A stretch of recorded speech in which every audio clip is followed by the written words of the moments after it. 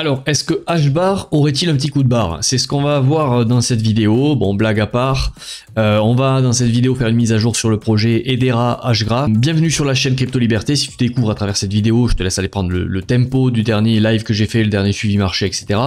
Et tu comprendras vite que Crypto Liberté, il y a un petit effet au début où on n'aime pas trop. Et finalement, parce qu'on n'aime pas trop, parce que je suis un peu, comment on appelle, contrariant souvent dans ce que je vais dire. Quand il faudrait être optimiste, je deviens pessimiste. Et quand il faut être pessimiste, en général, enfin quand la masse était pessimiste, moi je deviens optimiste. Et c'est pour ça que des fois le discours est pas entendu, mais en général les gens y reviennent, je vous vois revenir. Alors je m'adresse aux investisseurs, ok, on va faire une analyse long terme comme d'habitude.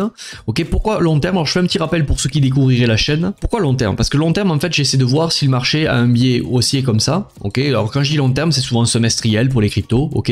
Est-ce que l'altcoin a tendance à avoir un biais comme ça? Ou est-ce que l'altcoin en question a tendance à avoir un biais de cette manière? Si l'altcoin en question a un biais de cette manière, ok, je vais pas avoir la même approche sur le marché que s'il a ce type de biais. H-Bar, vous le voyez, est plutôt comme ça. Ok, on a eu un premier bull run, le bottom pour l'instant a l'air d'être tenu, donc on peut s'attendre à des plus hauts. Donc là, d'ores et déjà, quand je vois ce graphique, H-Bar pour moi ira faire des plus hauts sur le long terme.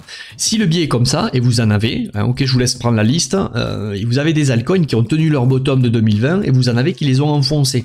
Donc ceux qui ont enfoncé les bottoms de 2020, je vais pas avoir le même money management sur la remontée parce que tous les alts normalement remonteront s'il y a un prochain bull market de cycle hein, pour l'investisseur. Lorsqu'on va arriver dans cette zone ici, c'est-à-dire admettons vous avez un retracement et on arrive dans la même zone, hop à cet endroit, j'aurai pas la même attitude avec un alt qui m'a montré ça long terme plutôt qu'avec un alt qui m'a montré ça long terme. Pourquoi? Parce qu'ici la tendance est baissière, dans une tendance baissière on buy pas le dip, on vend les rebonds, ok?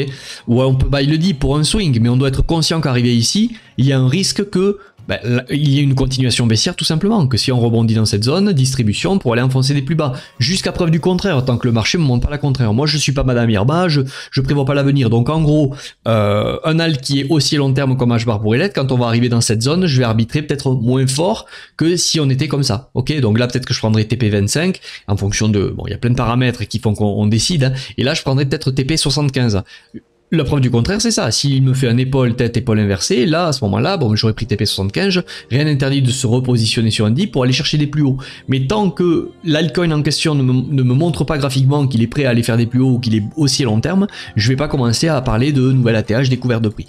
Bon, vous l'avez compris, H-Bar, long terme, pour moi, c'est haussier, ok? Donc là, c'est haussier tant que ce bottom tient, ok, le bottom tient pour l'instant long terme, donc pour moi on ira faire des plus hauts, ok, on ira faire des plus hauts sur le prochain cycle. Après, est-ce qu'il faut acheter ici, ici, ici? Vous l'avez vu que là on est en train de rejeter d'un point de vue semestriel, ça me frappe aux yeux ici, tac, cette mèche elle est pas anodine hein, d'un point de vue semestriel, elle vient rejeter dans la dernière supply zone, ok, la dernière manipulation avant le gros drop. Très bien, donc ça veut dire que pour le long terme, acheter ici, c'était plutôt peut-être une prise de profit partiel dans un but swing invest, c'est ce que je vous dis souvent, c'est pour ça qu'il y en a qui comprennent pas pourquoi je prends TP partiel sur les alts. Si je dis que ça va aller plus haut, pourquoi je prends TP? Ben je prends TP parce que oui, peut-être qu'on va aller faire des plus hauts, mais les altcoins, le problème c'est que quand ils sont en bull market, ils peuvent rien que ça, c'est 40, 50, 70% des fois. Et donc pour une question de gestion de drawdown, pour pas qu'on ait des trop gros drawdown, et justement, si j'arrive à avoir raison à vendre ici, et que le marché me donne raison, je peux ensuite racheter plus bas sur le dip et avoir plus d'H-Bar, ou aller diversifier ailleurs si ça continue, ok? C'est ça mon approche du marché. Donc on continue, donc semestriel, long terme c'est haussier. On continue, trimestriel, on est passé bear à cet endroit, ok, boum, double top, bam, on passe bear. Ce bottom, on l'a vu, c'est le gros bottom à tenir. Pour l'instant, ça a l'air de tenir.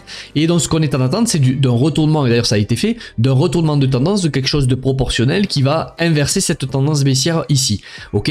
Donc, est-ce que c'est pas ce qu'on est en train de faire? Ben, a priori, là, je peux acter sous mes yeux que dans cette zone ici, trimestriel, on était censé y revenir. Vous voyez, c'est la dernière demand zone ou zone de rechargement, hein, comme vous voulez. Appelez ça comme vous voulez, on s'en fout. Hein, c'est ou un support même. Hein, voilà, tac. Vous voyez, on est revenu dans cette zone, c'est pas anodin. Il y avait beaucoup de déséquilibre de marché sur ce gros pump ici. On est revenu, on a posé le bottom, on revient à l'intérieur de nouveau, double bottom. Ça a l'air de tenir très bien. La dernière était trimestrielle ici. On est revenu la tester dès qu'on l'a eu breaké ici une fois, deux fois. Très bien. Et là, ce qu'on peut constater, c'est que on est potentiellement en train de faire la structure qui est en train de contrer tout ça. Je le dis aussi souvent, enfin je vous le dis pas souvent ici, mais je vais vous le dire ici. Souvent les gens s'attendent à, sont trop excités, c'est-à-dire que là il y a eu un gros retournement et au moindre rebond ils disent bah, ouais to the moon. Et non, en général quand on a fait une grosse structure comme ça de retournement, il faut que le marché, si vous voulez, mette au moins proportionnellement une structure inverse pour pouvoir avoir de la force et du jus et aller défoncer cette résistance en gros. Donc c'est ce qu'on est en train de faire ici. Est-ce que ça a été fait d'un point de vue trimestriel? Pour moi oui. Regardez, on va le faire ici. Tac. Je vous fais pas un appel à acheter du H-bar, hein. Je suis en train de présenter H-bar, qu'est-ce que je ferai? Et je vais vous donner d'ailleurs les niveaux de TP, les niveaux de take profit partiel que je prendrai si j'en avais. Je vous donnerai les TP en découverte de prix, ok? Et je vais vous dire aussi les points où est-ce que moi j'achèterai si vous souhaitez accumuler un peu d'H-bar, ok?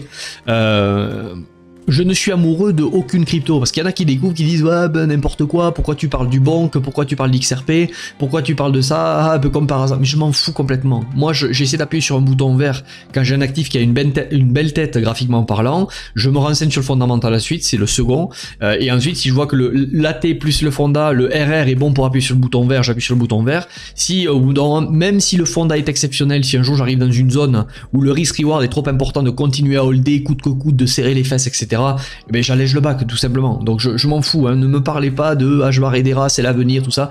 Hedera, Hgraph, peut-être.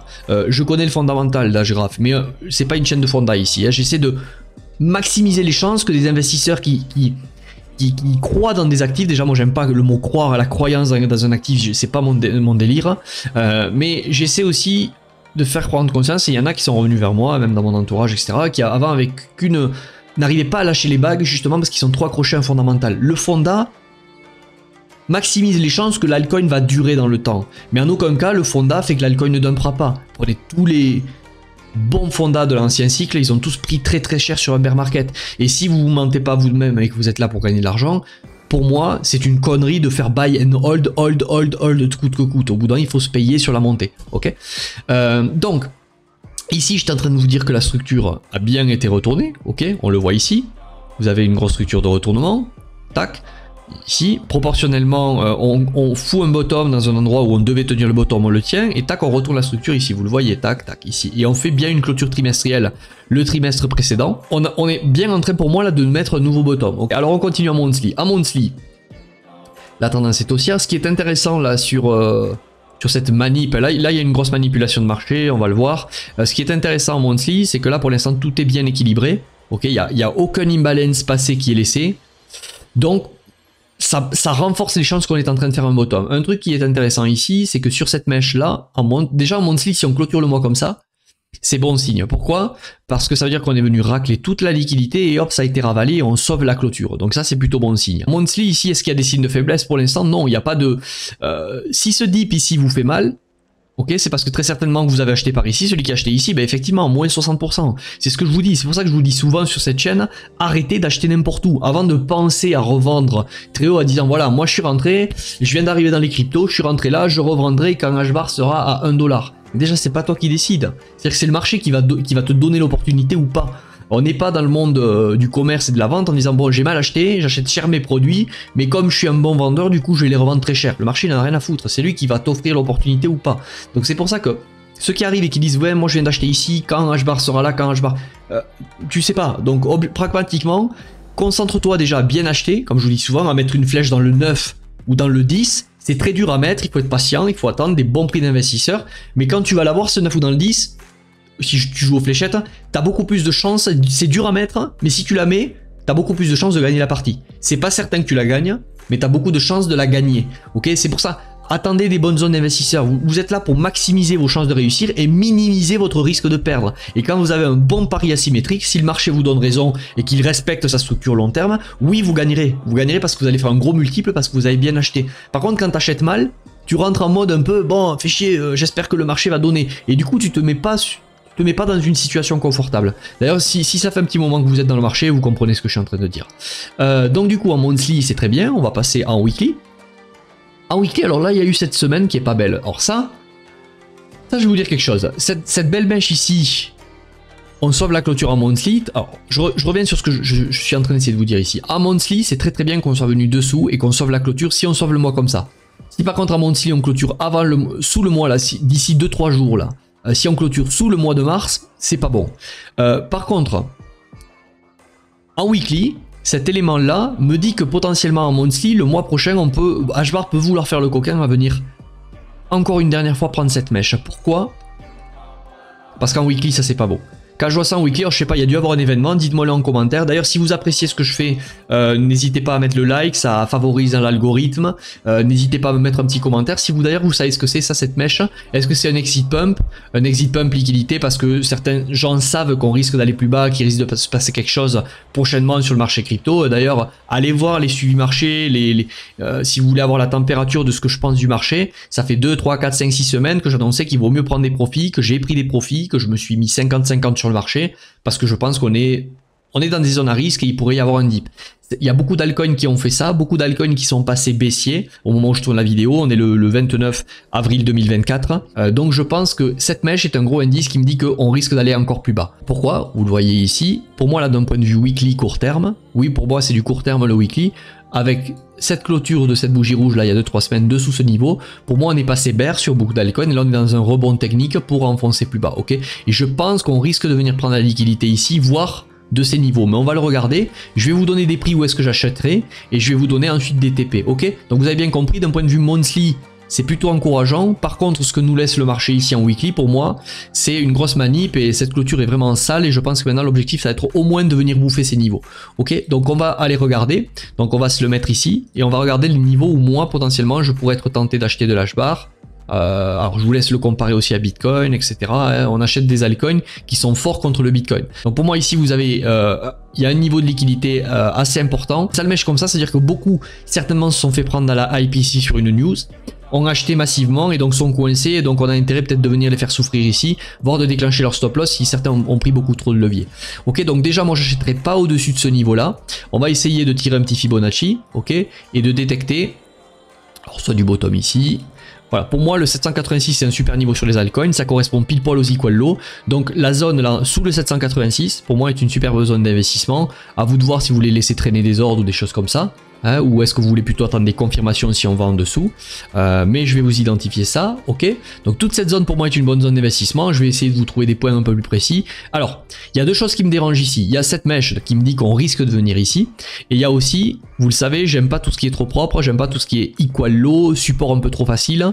Et là vous voyez vous avez une belle trendline que j'aime pas. Et donc sous ces trendlines là en général il y a de la liquidité. Moi j'aime bien pour des points de vue, d'un point de vue week off pour ceux qui connaissent, j'aime bien quand on fait un genre de support un peu trop facile, les gens s'enflamment, pam on vient récupérer la liquidité et on fait un truc comme ça. C'est le spring de Wyckoff si vous connaissez, ou le STB. Et donc là pour l'instant on n'a pas vraiment eu ce genre de truc et je pense qu'il y a peut-être un intérêt pour le marché à venir liquider tout ça. Au vu de la mèche qu'on a eu ici, ça m'étonnerait pas qu'on le fasse. Donc vous avez compris, au moins sous ces equal low si vous voulez commencer pour moi à renforcer quelques positions sur HBAR. Et ensuite maintenant je vais essayer de vous détecter des niveaux de déséquilibre de marché qui peuvent être intéressants par rapport à tout ça. Alors vous avez un niveau très agressif ici, ok, tac. Voilà, vous avez, non, ici non, ici non. D'un point de vue monthly, là, est-ce qu'on a un intérêt de venir combler un peu de déséquilibre? Ouais, vous avez un niveau par ici. Ce niveau, ces deux niveaux là, 0.054 et 0.049 sont excellents. Si vous pensez que cette trendline va tenir, rien ne vous empêche, moi j'aime pas quand on a des choses comme ça, je vais essayer de trouver, est-ce qu'on n'a pas un petit point de déséquilibre en dessous, je vais aller en 3 jours. Vous avez un ordre alors agressif, vraiment si on venait à liquider ce bottom et ce bottom là, vous avez potentiellement quelque chose ici, qui peut être sympa. Ok, les 0.039, je vous dis pas qu'on va y aller. Attention, l'analyse technique, comme je vous le dis souvent, elle sert pas à prévoir. Si on n'y va pas, il faudra pas dire ah t'as vu, t'es nul. Je m'en fous. Je veux juste constater que si on va ici, la pièce en termes de risk-reward est bonne à mettre, beaucoup plus que ici, vous voyez. Donc vous pouvez laisser traîner peut-être. Pour moi, c'est minimum sous les equal low, donc ici là, par exemple, les 0.062. Vous avez un autre cluster d'ordre qui sont intéressants ici, et pourquoi pas. Jouer un gros coup de Trafalgar sous la mèche ici, on sait jamais, tu vois, vers les 0.32, vous pouvez laisser traîner un ordre par ici si vous en voulez. Voilà pour les niveaux d'achat. Personnellement, si je devais en acheter, je vais vous donner maintenant des niveaux de TP, ok? Donc on avait identifié tout à l'heure les supply zones, etc. Potentiellement, il y a un niveau ici qui est intéressant, donc je vais vous mettre TP rationnel, ok? Voilà, là c'est petits joueurs, enfin c'est petits joueurs. Ça dépend, si vous achetez bien de l'HBAR dans ces niveaux, vous êtes déjà ici à 300-400%. Est-ce que ça vaut pas le coup de délester 25, 10, 15, 20, bon, 50% en fonction de votre aversion au risque et en fonction de la manière dont on monte. Si on monte trop fort, moi j'aime pas.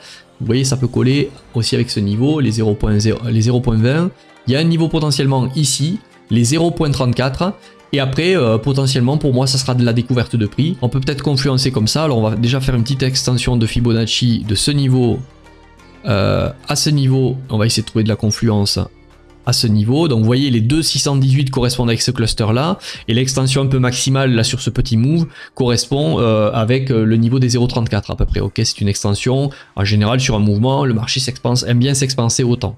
Ok, mais sinon, plus long terme, pour de la découverte de prix, ce niveau... à ce niveau qui était l'ancien bull run, on revient au bottom ultime pour l'instant de ce cycle.